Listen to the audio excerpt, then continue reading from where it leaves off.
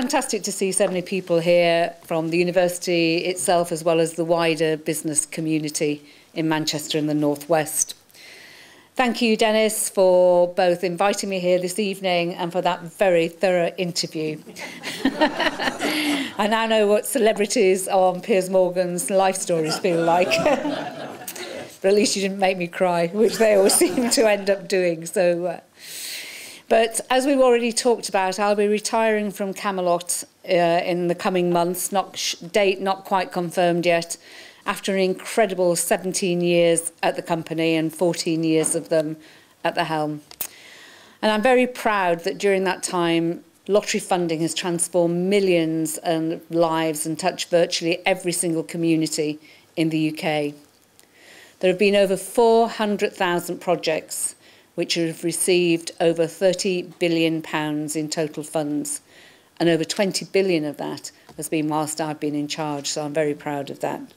John Major said at our 18th birthday celebrations that when the work was being done on whether there should be a national lottery, they had estimates of how much money could be raised for good causes. And at the very top end of the estimate was £1 billion a year. Well, of course, we're 19 years old now and we've raised over 31 billion. So it's been an amazing achievement and the people of Britain have got something to be really proud of. And I can count on two hands the number of days over the 17 years that I've been there when I've woken up and not wanted to go to work. And that's pretty special, isn't it, really? Yeah, it's been an amazing, amazing opportunity for me. But it seems, though, that when you get near retirement, you're expected to have some big idea, a philosophy that might revolutionise the way people think about some aspect of business, or a prophecy that will launch 1,000 sparkling careers and perhaps sell millions of how-to books as a nice little sideline. Well, I have to be honest, that's not me. I really don't believe in a big single idea. In fact, I think if you're forever chasing that one life-changing light bulb moment, you'll miss all the small details that really lead to success. I absolutely believe in doing 100 things 1% better than doing one thing 100% better. So tonight, I don't have an academic philosophy or guru-like mantra to give you. What I'd like to do instead is just offer you some thoughts about how I've run businesses, some lessons I've learned from the shop floor and from the boardroom, observations born from hard work, dogged determination, and sometimes a lot of luck. And I'll end with some thoughts on how businesses can, and I believe must, help some of the most vulnerable youngsters in society today. So, to my reflections as retirement beckons, I've been very fortunate. I've worked for 9 companies, wide-ranging variety, with products from paint to hand tools, jewellery to pick and mix, but always consumer-facing businesses. Whatever the company, however big the brand, I've always turned the marketing into a personal experience. I put myself in the consumer's shoes. I've always believed that you do the best business when you know and understand your customers, when you can start to develop some sort of personal relationship with them. A common feature of the companies I've worked for is that they all have had a personal feel to them. Even the larger organisations I've worked for, like Woolworths and the Co-op here in Manchester, which was my first job, they've all had their roots in the community. And being part of them has always felt like being part of a family. People don't often put business and family together in the same sentence, particularly these days when times are tough, markets are so very competitive, and we have such wonderful analytical tools at hand. And I haven't seen this written about in many management or leadership books either. But this sense of business and family is something that I've always believed in. And when you think about it, treating your people and your customers like family has always been at the core of Britain's best small and large businesses. My dad's butcher's shop in Dewsbury and Britain's most enduring big companies like John Lewis and Marks and Spencer's. And for me personally, that's never been truer than it is at Camelot. The sense of family is something I've worked very hard to bring to the company during my time as CEO. and it's not something that just happens naturally. Despite its huge turnover as a business, last year we did just short of £7 billion. Camelot is actually a medium-sized company with fewer than 900 full-time staff. I've approached Camelot a bit like being at the head of a big extended family. I've poured my time, love and affection into the business and its people, and they're my people. I've often said that Camelot isn't a job, it's a way of life. As any parent will tell you, being a good parent is probably the hardest job there is. The job doesn't come with a simple 10-step guide, and there are moments of intense challenge and emotion.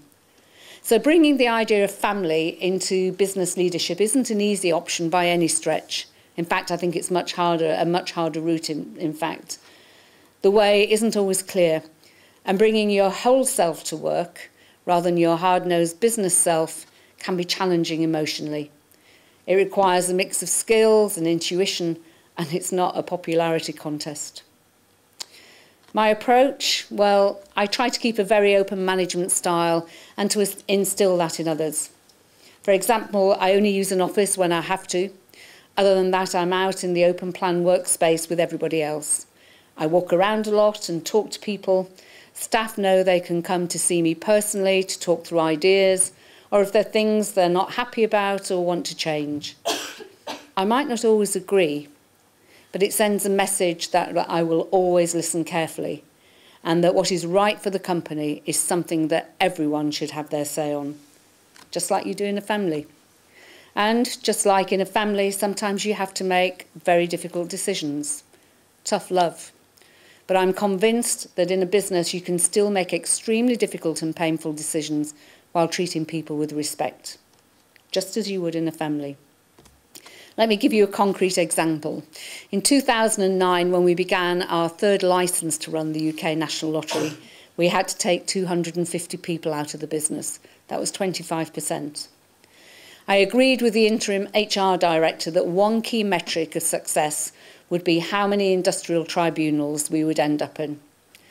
And because some of the jobs were in job pools like the contact centre and the sales force, we had around 600 out of 1,000 people in consultation for 90 days.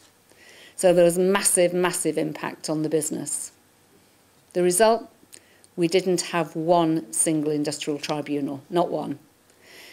We held exit interviews with everyone who left, and the overriding feedback was, I didn't want to go, I don't really want to leave Camelot, but I feel I've been treated fairly and with dignity and respect. And to me, that's the Camelot way. People aren't just numbers for us. We don't make widgets. We don't manufacture anything. People are really our only asset, and we treat them well. The National Lottery is part of the fabric of the nation. People in this country have a huge affection for it and feel, quite rightly, that they own it too. I've always believed that if we are to run it the way the nation wants us to, we have to be personally attached to it in the same way as our players are, although, of course, we're not allowed to play. It could be you, it can't be me. If you talk to most people that we recruit at Camelot, they will tell you that they come to work with us because they share the basic objective of making Britain a better place through the National Lottery. I realise that Camelot is quite unique in that way. After all, it's easy to be passionate about coming to work when you're responsible for an organisation that delivers £33 million every week to amazing good causes.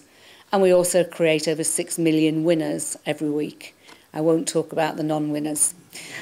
But I do believe every organisation, no matter what it does, can be better by thinking about its colleagues and its customers more like a family. Of course, there is one potential thing to watch out for when you pour everything into your job and treat it like family. If you're not careful, your real family can suffer, and I've certainly made those mistakes. But I truly believe you can do both. And these days, things are much better than they were when I started my career and began my family. But you do have to work hard to be successful at both. Now, I'd like to share a few lessons with you that I've learned through my career. I hope some of these may be useful to you no matter what your job or sector or what stage in your career. The first is integrity. I believe you have to have integrity in everything you do in business, and not just on the surface. I mean real dyed-in-the-wool integrity. Not only will that help you weather any storms or bumps you may face as an organisation along the way, but being responsible in everything you do also pays dividends commercially. At Camelot, sometimes I'm criticised for the relatively low per capita spend we have for the UK National Lottery compared to most of our European and international counterparts. Elsewhere, high per capita spend is seen as a key measure of success. Here in the UK, our policy is different. Our policy has always been to have millions of people playing our games, but each spending relatively small amounts of money. The UK National Lottery is ranked 49th in the world in per capita spend, despite being the 7th largest lottery in terms of sales. 70% of the adult population, that's nearly 40 million people, play the National Lottery on a regular basis, but spend on average just around £4 a week. And I say, great. It's something we continue to work very hard to maintain, to have mass market appeal rather than relying on a small core of players spending much more each week. We didn't have to follow this route. We could have designed games and introduced ways of playing that appeal to high spenders, or if you're in the gambling market, what they would call high rollers, or to people with addictive personalities that would just keep spending and spending. But we believe that's simply not right. Social responsibility is key to everything we do. And also from the commercial point of view, if we relied more heavily on a smaller group of players spending large amounts each week, then when the economy crashed, we would have crashed too, as it did do for many lotteries in the US. Instead, we've been able to maintain healthy sales during these tough times, and therefore we've kept delivering the millions and millions of pounds each week to the good causes that so many people rely on.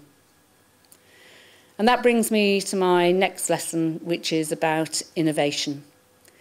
Innovate or die. I totally disagree with the old business mantra, if it ain't broke, don't fix it. We work hard at Camelot every day to try and make sure that the National Lottery retains its position in the world as the most innovative. For example, we are the world leader in digital lottery innovation and e-commerce. We operate the largest online lottery in Europe. We have over 6 million registered users, and nationallottery.co.uk is one of the top e-commerce sites in the UK, second only at the moment after Tesco. Our official iPhone app has been downloaded more than 3 million times, and we're about to launch a new mobile-focused version of our web platform to cater more to the needs of smartphone and tablet users. Innovation, of course, isn't without risks. As some of you may know, we've recently raised the price of our lotto game from £1 to £2. And I think you probably agree that after 18 years, that was quite a controversial thing to do, to say the least. But the core reason was to respond to what players were telling us. Clearly, they weren't saying raise the price, but what they were saying was they wanted bigger prizes, more ways to win, and more excitement. And the truth was, if we didn't innovate, the game would have declined sharply, and the loser wouldn't just be Camelot, but the good causes that we support. So we revamped the game in line with what people were saying to us. They said, winning £10 for matching 3 numbers just didn't cut it anymore. £10 was a nice treat in 1994 when the lottery launched, but in 2014, it means very little. Whereas £25 for matching 3 numbers can buy you a meal out, a cinema trip, a decent treat for the kids. And there are other examples of why you shouldn't wait for a problem before you take action.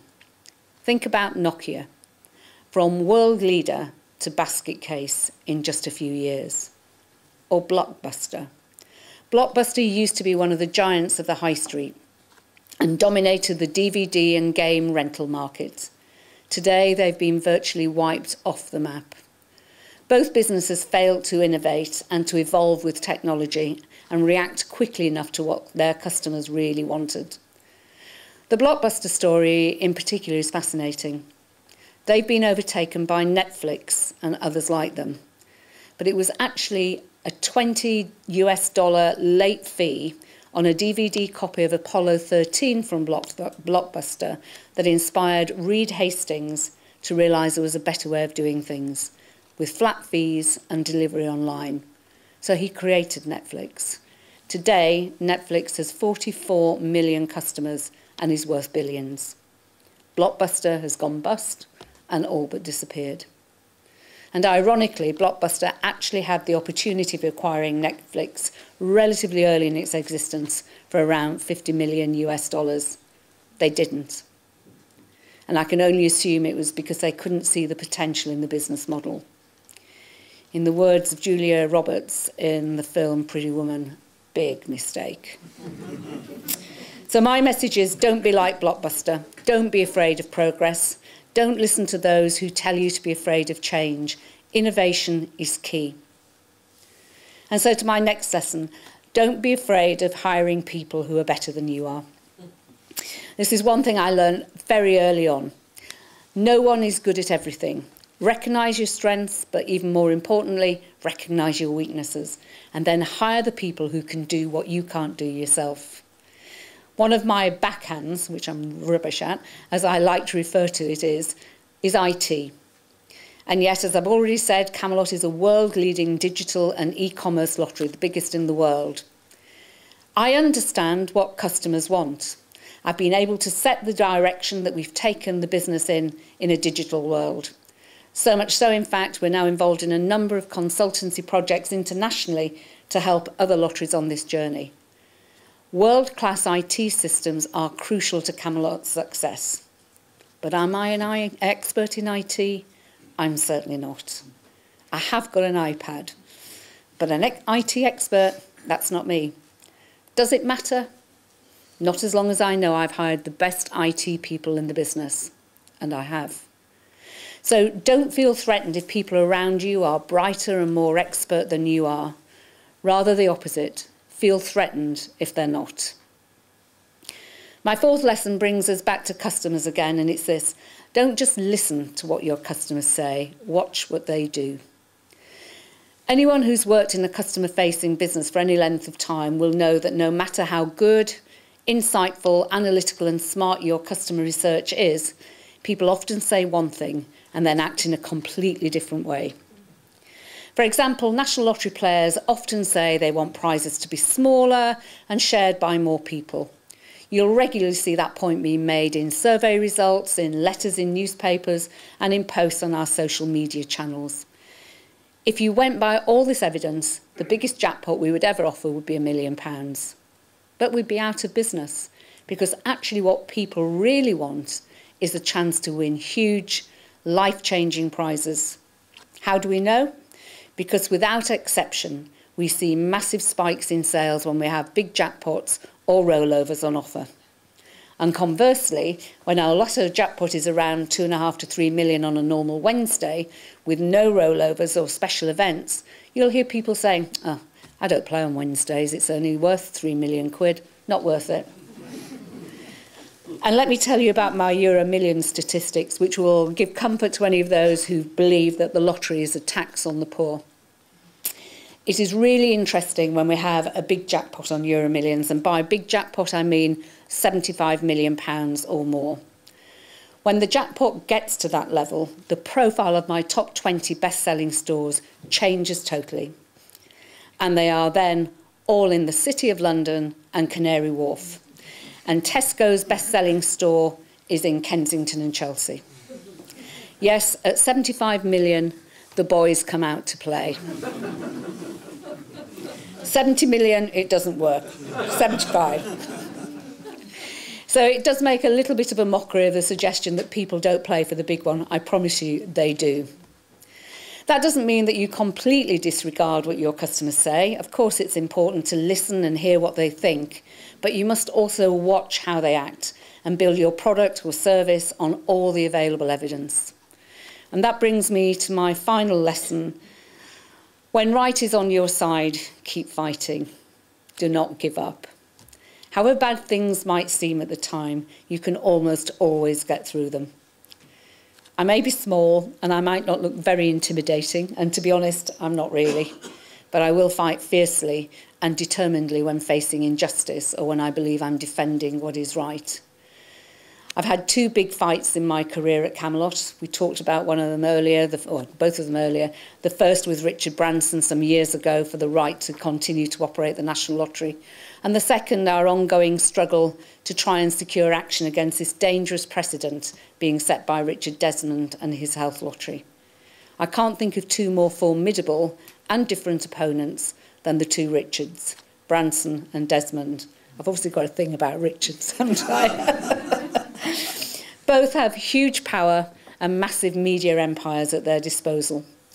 It would have been easy, and I have to say very tempting, to walk away from a spat with either. But I didn't, because in both cases I believed, and I still do, that we were in the right, that despite their power and popularity, there was a better answer for the country and for our National Lottery players. I know that the National Lottery and Camelot are not necessarily everyone's cup of tea, but I've always believed that as Camelot, we are the stewards of something that serves the needs of the whole nation, and that's always been something I've been willing to fight for.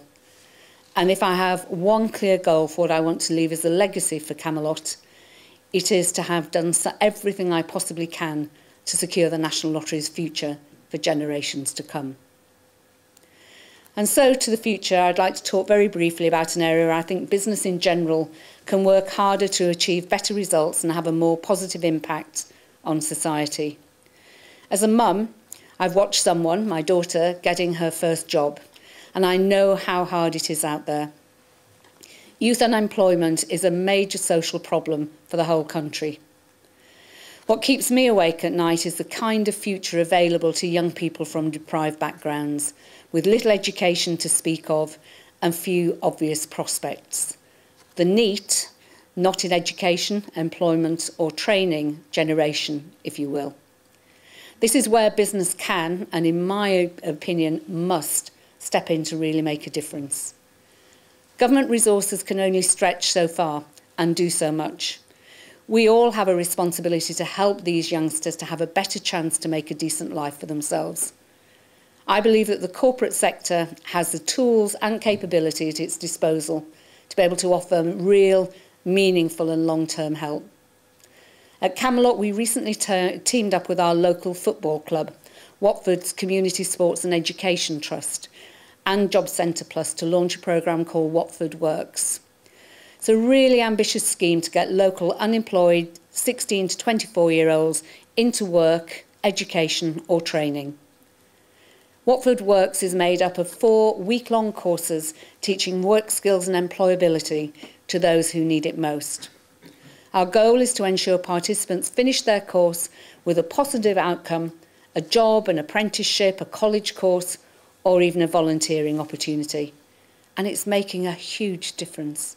85% of those who've taken the courses so far have successfully moved on from welfare to sustainable employment.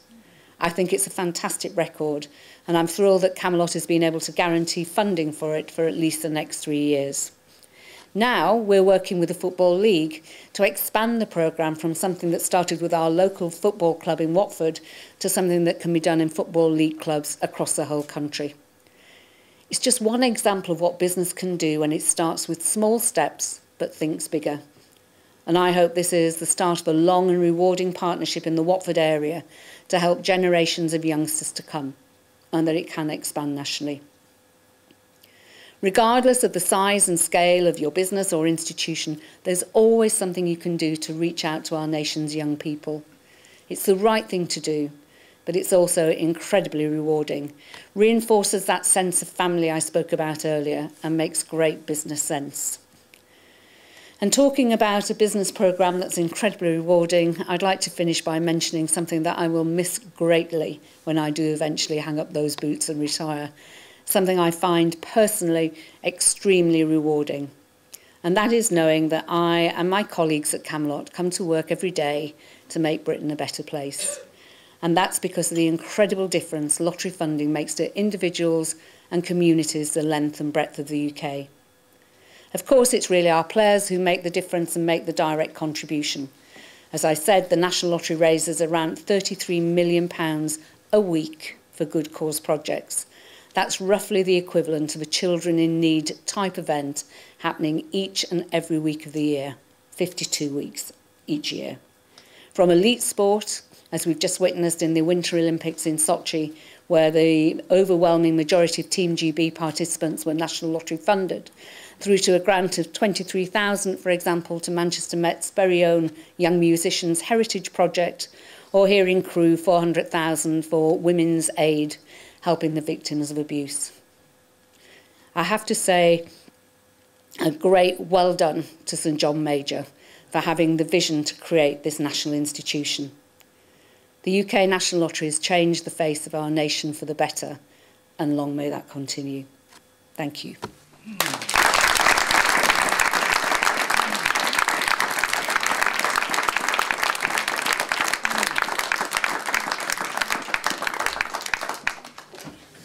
Thank you very much. Well, it's time now to ask any questions, any burning questions you've been thinking of this evening. There's a roving microphone. You've got it over there, haven't you? You've got to rush to the first person who puts their hand up. So where shall we begin? Who'd like to ask the first question?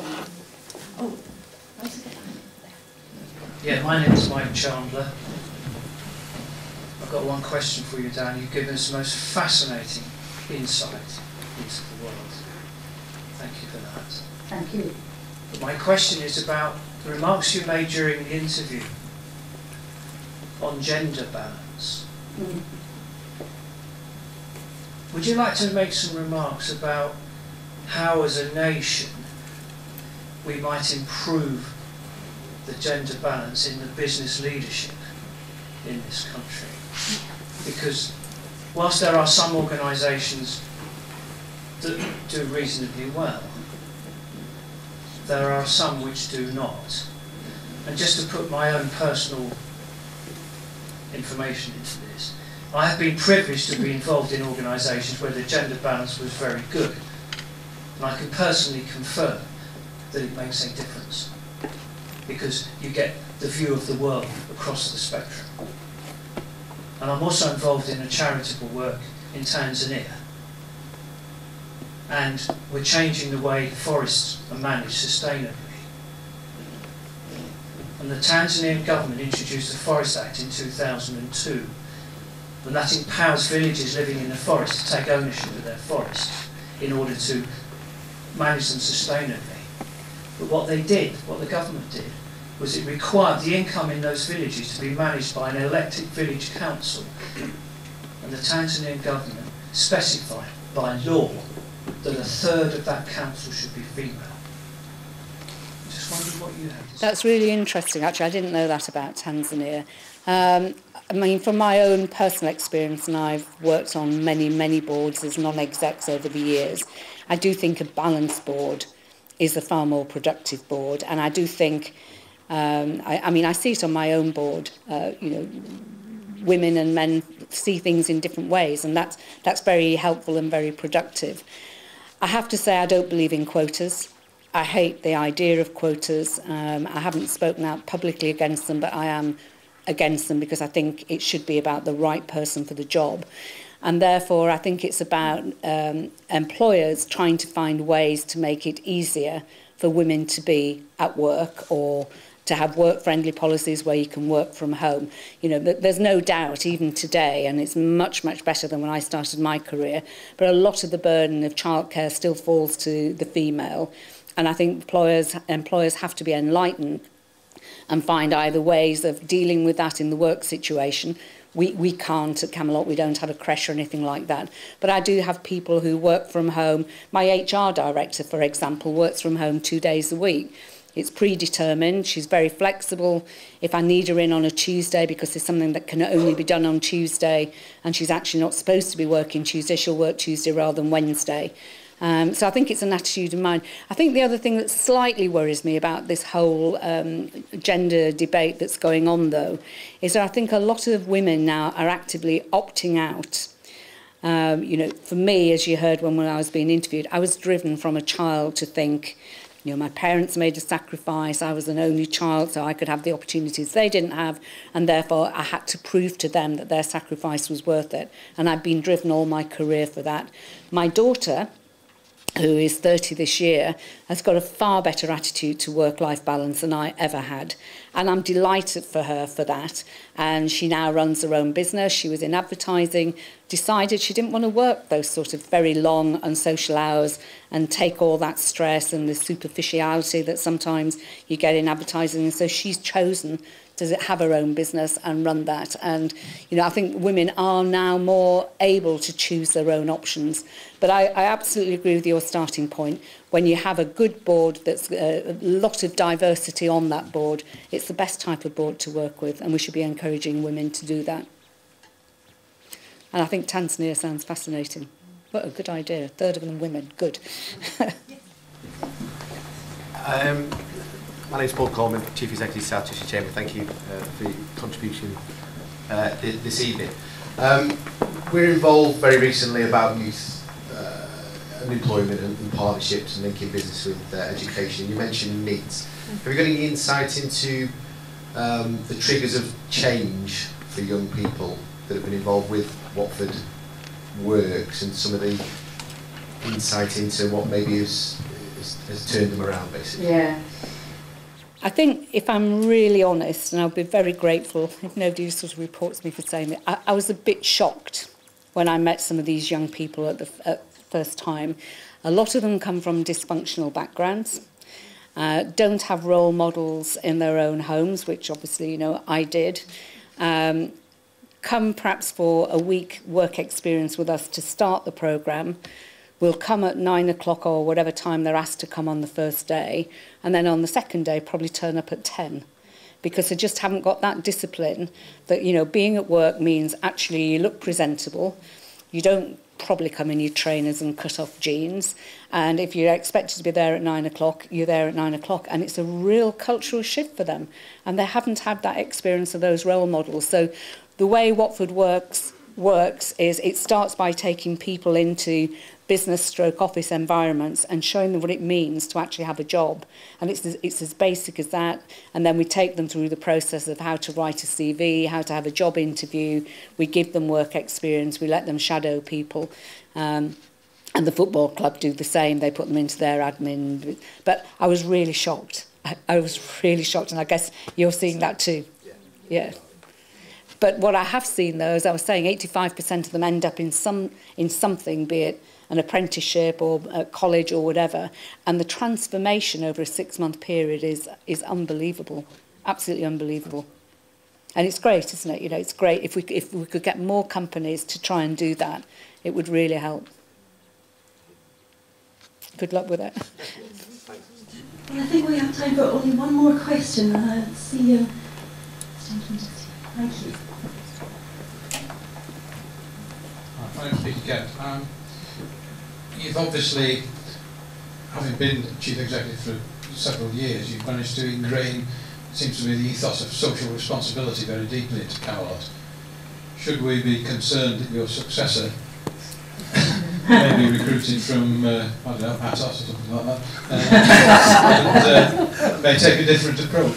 That's a worry. Yeah, no, it's not a worry, to be honest, because it's ingrained in everything that we do. I believe passionately in social responsibility. As I was saying in the speech or in the interview, I'm not sure, we could sell far more by being less disciplined.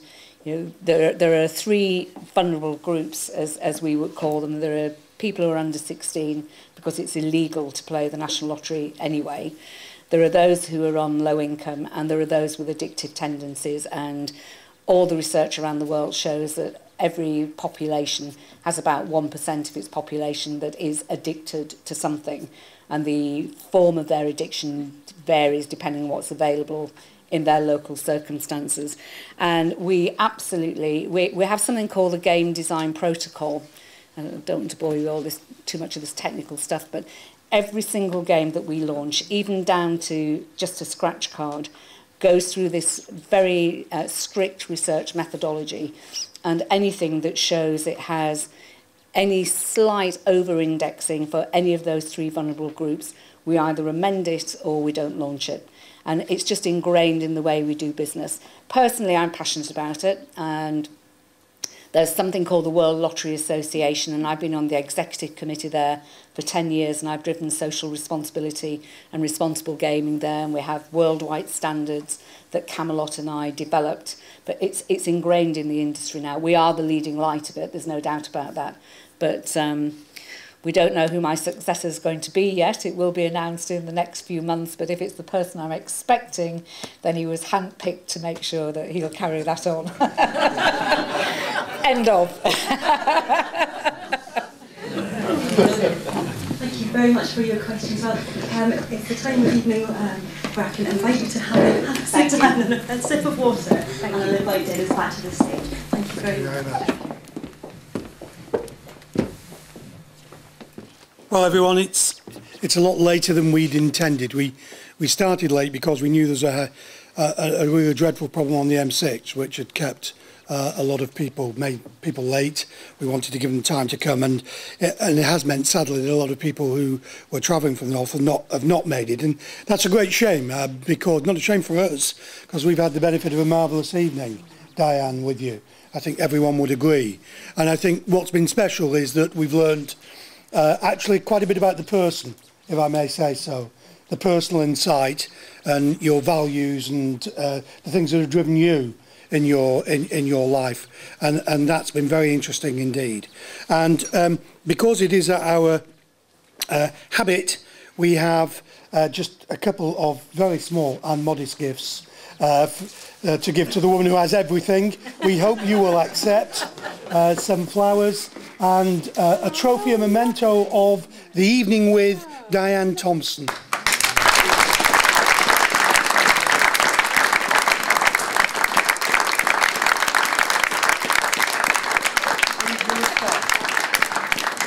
It's official, you're a star. I shall finish by just very, very quickly thanking my MMU colleagues. Nights like this happen not by accident. They happen because an awful lot of people do an awful lot of work, planning and preparation to make them successful. Our front of house team have looked after you, I know, very well.